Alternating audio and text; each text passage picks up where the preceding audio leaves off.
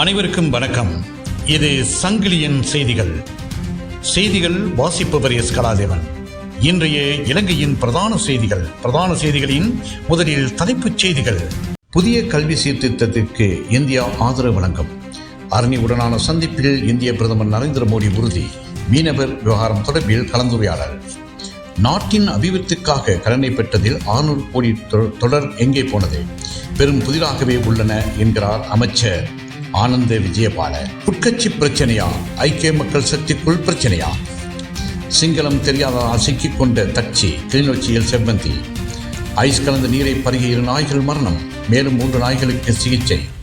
கனிமுள்ள சஞ்சீவின் படுகொலைக்கு ஏன் செவ்வந்தி உதவினார்? இனி விரிவான செய்திகள். சங்கிலியன் பார்வையாளர்களுக்கு வணக்கம். எமது இந்த சேனலிற்கு முதல் முறையாக வருபவர்கள் சேனலை சப்ஸ்கிரைப் செய்து உங்கள் பெயர் ஆதரவை வழங்குமாறு கேட்டுக்கொள்கின்றோம். புதிய கல்வி சீர்திருத்தத்திற்கு இந்தியா ஆதரவு வழங்கும். இரு நாடுகளின் பகிரப்பட்ட வளர்ச்சி பயணத்தில் கூட்டாக இணைந்து பணியாற்றுவதற்கான இந்தியாவின் உறுதிப்பாட்டை இந்திய பிரதமர் நரேந்திர மோடி வலியுறுத்தியுள்ளார். இலங்கையின் தனித்துவமான டிஜிட்டல் துறை முயற்சியை முன்னெடுப்பதற்கு டிஜிட்டல் நிர்வாகத்தை வலுப்படுத்துவதற்கும் அனுராதபுரத்தில் உள்ள புனித நகர வளாகத்தின் வளர்ச்சிக்கும் இந்தியாவின் தொடர்ச்சியான ஆதரவை வழங்குவதற்காகவும் அவர் உறுதியளித்துள்ளார். நாட்டின் அபிவிருத்திக்காக கடனை பெறுவதில் 600 கோடி டாலர் எங்கே போனது? பெரும் புதிராகவே உள்ளது என்கிறார் அமைச்சர் ஆனந்த விஜயபால. நாட்டின் அபிவிருத்திக்காக கடந்த காலங்களில் 8,800,000,000 கோடி ரூபாய் அமெரிக்க டாலர் கடனாக பெற்றுள்ள போதும் தற்போது உள்ள அதன் கையிருப்பு 2,200,000,000 கோடி அமெரிக்க டாலர்கள் மாத்திரமே உள்ளன. மிகுதி 6,600,000,000 கோடி அமெரிக்க டாலருக்கும் என்ன நடந்தது என்பது புதிதாகவே உள்ளதாக பொதுமக்கள் பாதுகாப்பு அமைச்சர் ஆனந்த விஜயபால தெரிவித்தார். உட்கட்சிக்குள் பிரச்சனையா? ஐக்கிய மக்கள் சக்தி எம்பி விலகியிருப்பார். ஐக்கிய மக்கள் சக்தி பாராளுமன்ற உறுப்பினர் ரோகண பண்டார கட்சியின் செயல்பாடுகளில் இருந்து விலகியிருக்கப் போவதாக அறிவித்துள்ளார். உள்கட்சி பிரச்சினை காரணமாகவே அவர் இந்த நடவடிக்கையை எடுத்துள்ளதாகவும் அவர் கூறினார். சிங்களம் தெரியாததால் சிக்கிக்கொண்ட தச்சி. கிளிநொச்சியில் செவ்வந்தி. சிங்கள மொழி பேச தெரிந்திருக்க வேண்டும் என்று பொய்கூறிய சாவுக்கச்சேரி பெண் நேபாளத்துக்கு அழைத்து செல்லப்பட்டதாக போலீஸ் விசாரணைகளின் தகவல்கள் வெளியாகியுள்ளன. ஆனாலும் மேலும் உண்மைகளை அறியும் நோக்கில் தொடர்ந்தும் விசாரணைகளை மேற்கொண்டு வருவதாக புலனாய்வு தகவல் தெரிவிக்கின்றன. ஐஸ் கலந்த நீரை பருகிய 2 நாய்கள் மரணம்.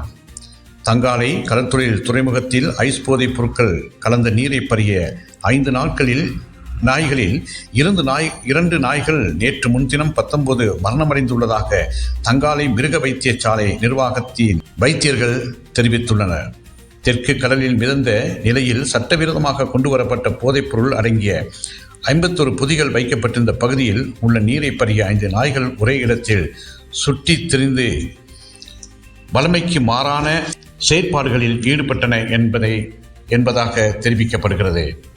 கனிமுள்ள சஞ்சீவியின் படுகொலைக்கு ஏன் செவ்வந்தி உதவினார்?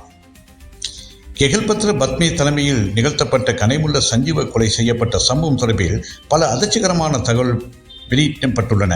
விசாரணைகளின் போது இசாரா செவ்வந்தி ஐரோப்பிய நாடொன்றுக்கு செல்வதற்கு தனது வாழ்நாள் கனவாக இருந்ததாகவும் அந்த கனவை நனவாக்க கெகல் பத்மே அளித்த வாக்குறுதியின் பேரிலேயே கனிமுள்ள சஞ்சீவை கொலை செய்வதற்கு தான் உதவியாக செயல்பட்டதாகவும் தெரிவித்துள்ளார்.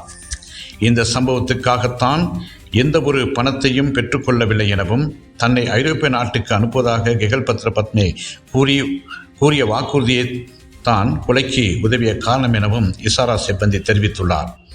சமீபத்தில் நேபாளத்தில் கைது செய்யப்பட்ட இசாரா செவ்வந்தி தற்போது கொழும்பு குற்றப்புலனாய்வு பிரிவில் காவலில் வைக்கப்பட்டுள்ளார். அவர் விசாரணையின் போது கனிமுள்ள சஞ்சீவ கொலை சதி குறித்து பல முக்கியமான தகவல்களை வெளியிட்டு வருகிறார்.